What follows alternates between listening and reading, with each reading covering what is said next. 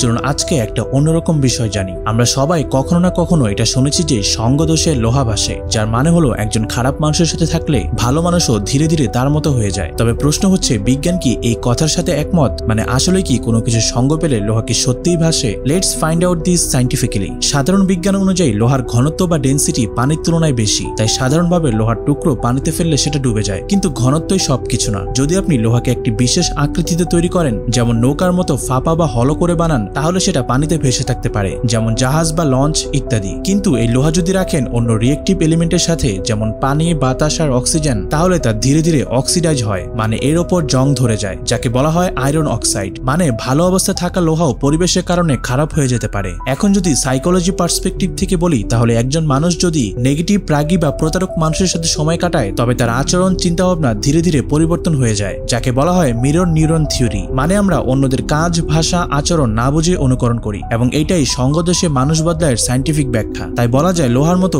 কঠিন কিছু যদি সঙ্গের কারণে জং ধরে, তাহলে মানুষ তো আরো বেশি সেন্সিটিভ। তাই এই অর্থে বলা হয় যে সঙ্গদোষে লোহা ভাসে। এই ধরনের আরো ইন্টারেস্টিং ভিডিওর জন্য আমাদের সাথেই থাকুন।